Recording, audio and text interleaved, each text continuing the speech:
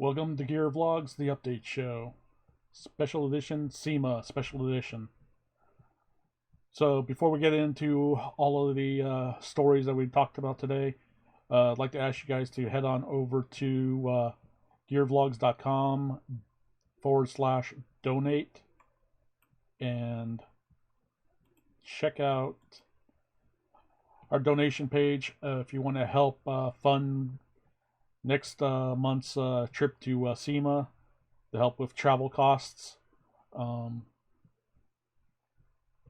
Here you can do a PayPal donation, whatever amount you want, and it would be greatly appreciated. And let's get into the news. First story up we have is Burt Reynolds' former 1978 Smokey Pontiac Trans Am is in being auctioned off by the feds. Apparently, this particular car was not. This car was owned by Burt Reynolds at one time, but then was later sold off, and the last buyer, or the current buyer who had it, basically lost it to based on criminal charges. Let's read the article.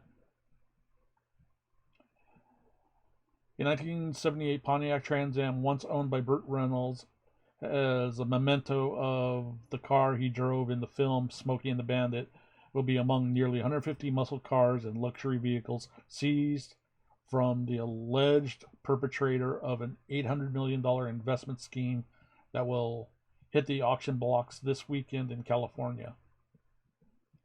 It's said to be the largest single-owner car collection ever auctioned by the U.S. Marshals, seized last year from the perpetrators. The founder of the now defunct mobile solar generator company, blank, blank, blank. The 149 vehicles on auction include a 1990s Humvee, 1960 era Ford Mustangs, Chevrolet Camaros from several decades, plus older cars including a 1939 Buick Roadmaster, a 1951 Chevy Thriftmaster 3100 pickup truck, and a 1941 Plymouth Special Deluxe with wooden doors and trim. It is rare for the U.S. Marshals to hold an auction of such a stunning car collection of vehicles, said Chief Deputy U.S. Marshal Laisha Boyden in the Sacramento, said in a statement. Reynolds' former Trans Am is a hardtop memento of the version he drove in the 1977 action comedy. It bears Bandit Run logos in the rear window and upper windshield and appears to have modified suspension components and bucket seats. It comes with a Florida registration with Reynolds' name on it and an autograph on the glove box that reads, "Be safe, Burt Reynolds." Other than that, we're told the engine starts and the odometer reads a scant 3394 miles. It had already gained 59 bids, topping out at $55,025. Recreation replicas of the Smokey Trans Am have been popular fixtures on the auction circuit in the wake of Burt Reynolds' death in 2018. The U.S. Marshal auction will be held on Saturday, August 26th at Apple Towing in Woodland, California, with pre-bidding currently underway. So if you got the funds and you want to try to bid on one of these cars or one of the other cars of the collections, links and information to this article will be in the video description, and check it out. Be sure to comment down below. Would you be interested in bidding on the Burt Reynolds Trans Am or one of the other cars? I'd like to hear what you would bid on if money was no object for you. Let's kind of nice to daydream. Okay, going on to our next story. from Hot Rod Network or magazine. SEMA sues DOT for failure to implement replica car law. Basically, what happened was back in 2015, Congress was submitted a bill that got signed into law by President Obama back in 2015 that would enable small automotive manufacturers to build limited production vehicles, replica vehicles, like the Shelby Cobras and 32 Fords. The vendors that produce those vehicles would be allowed to produce these vehicles under the law of a maximum of 325 vehicles per year. But the vehicles would have to meet today's modern emission standards. So basically meaning like Chevrolet, I think during that time, around this time frame, came out with their crate engine program, mission legal friendly engine program that you can buy, that's been was certified by California Air Resources Board, that met the requirements for folks, builders, to be able to drop these into replica vehicles. At the time, it was great news because there were like certain companies like DeLorean Motor Company, I think out of Texas. When I last read one article I read, said that they were sitting on spare parts, backup parts, to build at least 500 to 5,000 brand new DeLoreans, of the classic DeLoreans that we've seen from, Back to the Future to, whatever. So they had those abilities, and obviously they would have to upgrade them with the new powertrains. But let's get back into the article about SEMA here. What they say. The year was 2015, and it was surprising good news and seemingly car-unfriendly Obama administration. Barack Obama signature on it passed the FAST Act, allowing replica car manufacturers to sell turnkey replicas and continuation cars to the American public. A great example of the types of cars we were talking about is, as an example, was a Superformance Corvette Grand Sport, a GM licensed replica. Then, contrary to great expectations from the new administration, NHTSA continued to stall for several years, prompting SEMA on November 1st, 2018, to inform NHTSA it was prepared to challenge them in court.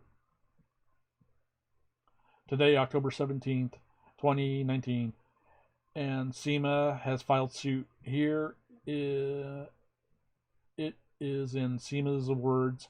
The Specialty Equipment Market Association filed a petition in federal appellate court to require the government to allow replica car manufacturers to immediately begin production under the 2015 law, the Fixing America's Surface Transportation Act. A low-volume automaker may sell up to 325 replica cars each year that resemble production vehicles manufactured at least 25 years ago. The FAST Act set a deadline of December 4th, 2016 for the U.S. Department of Transportation's National Highway Traffic Safety Administration, NHTSA, to issue necessary regulations to implement the law. The agency has yet to take action. Sounds like big government to me. Prior to the enactment of the FAST Act, the U.S. had just one system for regulating automobiles, which was established in the 1960s and designed for companies that mass-produce millions of vehicles. The lack of regulatory flexibility prevented small businesses from manufacturing turnkey vehicles. Eager to produce replica vehicles under the new law, many companies made capital investments, and took customer orders on the assumption that sales could begin in late 2016. However, NHTSA has failed to issue regulations or undertake any other actions allowing the small automakers to produce and sell vehicles as permitted by law. SEMA warned the NHTSA in 2018 that it would file suit if companies could not begin production of turnkey cars as authorized by the FAST Act. And SEMA President and CEO Christopher Kirstings, SEMA has made every effort to work collaboratively with the NHTSA for over 3.5 years, although the agency has taken no action to implement the replica car law. Consistently, companies have not hired workers, businesses have lost money, and consumers have been denied their right to purchase replica cars. Vehicles produced under the FAST Act will be current model year clean cars. The U.S. Environment Protection Agency and California Air Resource Boards have developed guidelines and regulations to confirm that the engine packages to be installed meet current emission standards. The replica car provision was designed to be easy for NHTSA to implement, as it is an extension of the common sense approach to overseeing kit car production that the agency has employed for decades. While the FAST Act requires NHTS to issue such regulations as may be necessary to implement the law, the agency also has other options, such as issuing a guidance document that will allow production to begin immediately. SEMA has asked the court to compel the NHTSA to take action. So now we gotta wait and see, and for the courts to decide on that aspect. Okay, next up, we got also again from Hot Wire Network. Chevrolet returns design award to SEMA 2019.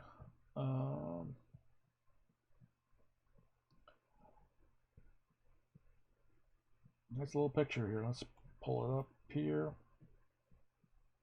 Very nice award. Let's read about it. It's big time exciting news for car customizers and designers alike. Chevrolet just announced the return of the Chevrolet SEMA Design Awards program for 2019. Each category winner will receive a newly designed mid-engine 2020 Chevrolet Corvette Stingray Special Edition trophy. Matt Noon, GM's design director, stated, "We are anxious to open submissions for this year's Chevrolet Design Awards and look forward to seeing the best of the best designs built for each of our categories. We are also very excited to introduce the newly designed Special Edition trophy for 2019 to celebrate the landmark launch of the mid-engine 2020 Corvette Stingray."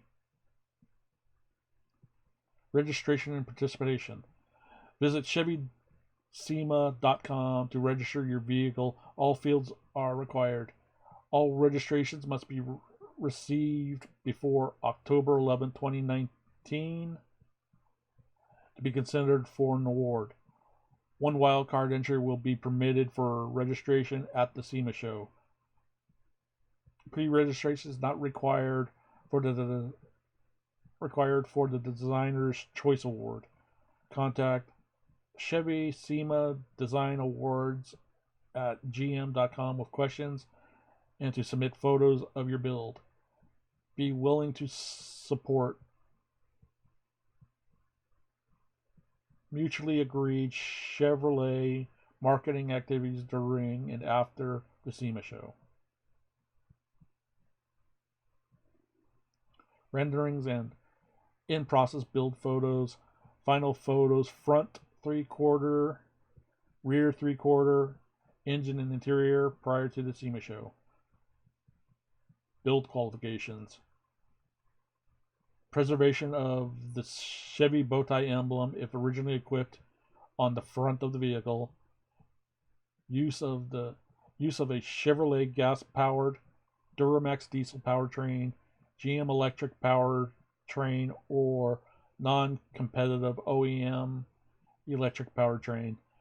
Current body style Chevy vehicles, performance parts, accessories, and crate engines are highly encouraged. So,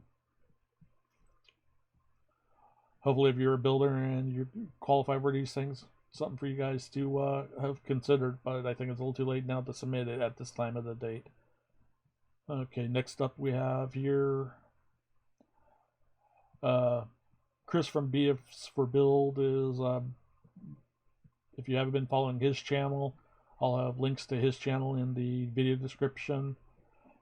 Has been building a 2015 Lamborghini Huracan that has a twin turbo Chevy powered motor or LS swap in it. Literally, if you watch Chris on his video, when he first picked up this vehicle, he literally bought himself a burnt up husk of a Lamborghini. So he basically, his starting point was literally the center tub or the main cockpit monocoque section of the car, no front end essentially and no back end, and he's been assembling the parts and building a wide body kit for the vehicle using a Lamborghini Huracan Trofeo body kit and making additional body panels to widen it even further on top of the kit. But let's read basically the description down here below. Lamborghini purists, avert your eyes.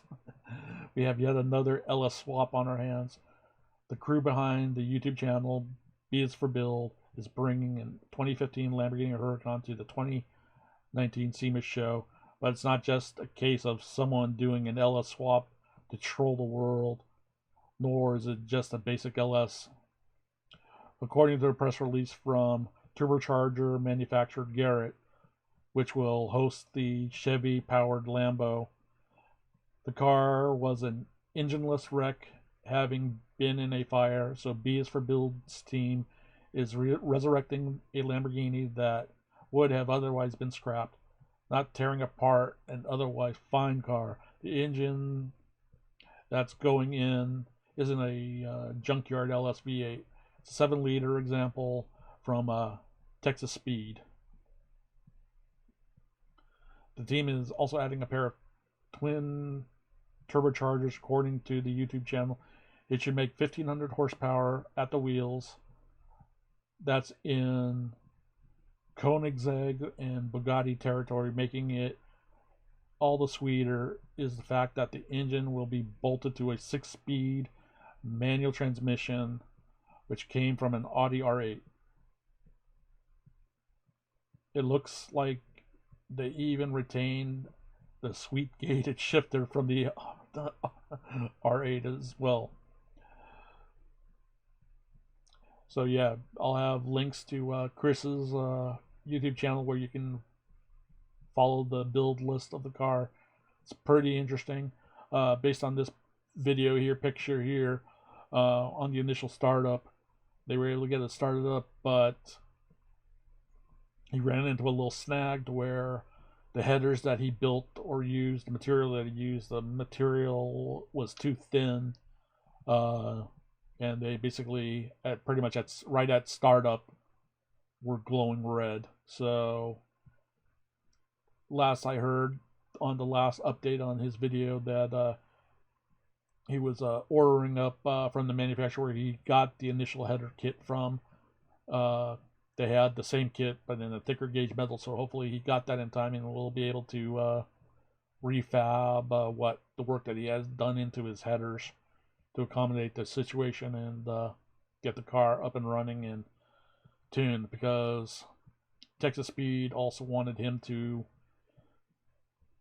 prior to break in the car, to get some hard abuse runs on the dyno to break the car in. But with the header issue, that's pushing him closer and closer behind, with less than 15 days to go to SEMA. And since he's based in Oregon and having to get down to Vegas for SEMA, it's cutting it close. So best of luck to Chris and at B is for Build. I hope he gets it done. And if you're seeing this, Chris, DM me. Like to schedule an interview with you at the Gear booth with your car and ask you a few questions, because your build's giving me some ideas. So reach out to me, man. Thanks. And on to our next question, or story, and last story. 6 Ford Ranger concepts prepare to invade the 2019 SEMA show. And for those fans that are part of the van life, there are 2 transit concept vans that will also be on display as well.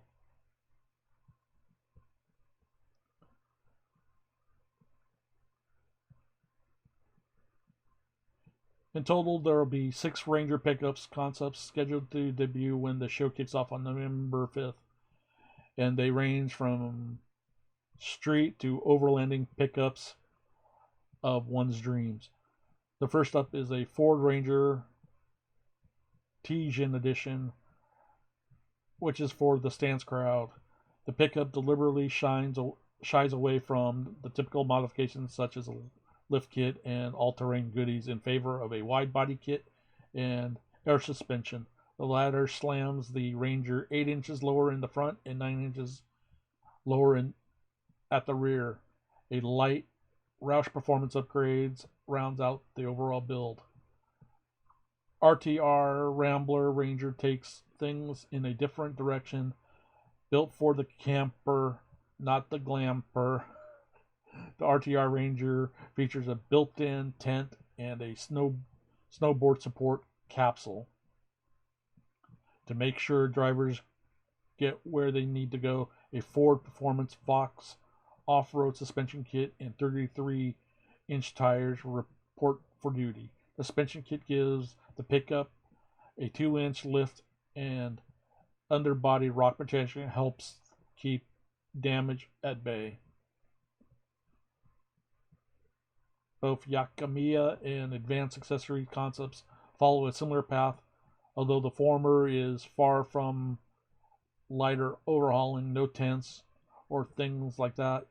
The Yakamiya Ranger gets beefier RPG bumpers and side steps, and the same Ford Performance Fox suspension kit previously mentioned, and a winch. It also has a bike mount and kayak holder so you can strap a couple of toys on board. The Advanced Accessory concept, meanwhile, gets a very cool rear conversion. Instead of a traditional bed, it's an aluminum tray bed with a canopy. Icon provides a 3.5-inch lift kit and skid plates covers essential areas. A tent and a refrigerator are on board to help keep the overlanding dreams alive. But wait, there's more overlanding machines. Next up is the Hellwood Ranger and the Ford Ranger Parts Ranger. Both of them also run with overlanding. The Hellwig is very cool because it boasts a solar power to make remote off-roading more sustainable. To get to the middle of nowhere, it sports a 3.5-inch suspension lift kit from Icon, rock sliders and bumpers from Addictive Desert Designs, and more. Completing the mobile campsite of sorts are a bedside stove and hard shell tent. So, there you have it.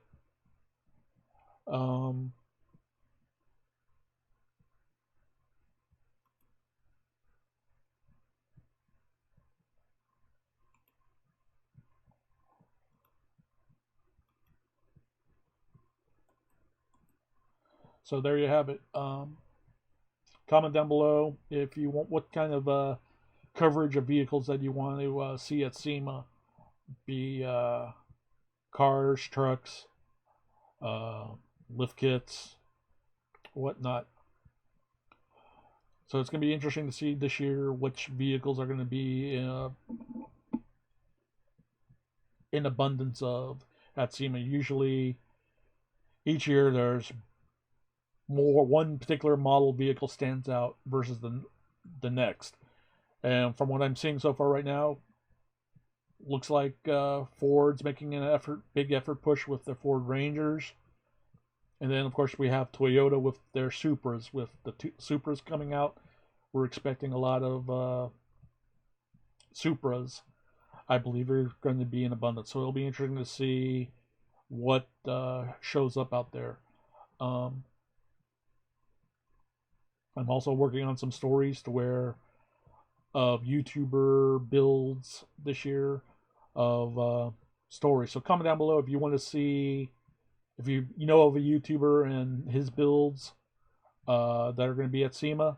Comment down below, and I'll make sure to add it to our list if I don't already have it.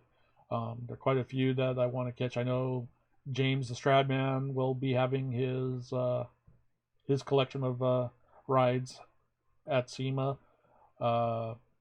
TJ Hunt, I know, is supposedly having at least 2 vehicles. We'll have his Ferrari and wide body kit there, as well as his Supra Street Hunter body kit will also be at SEMA.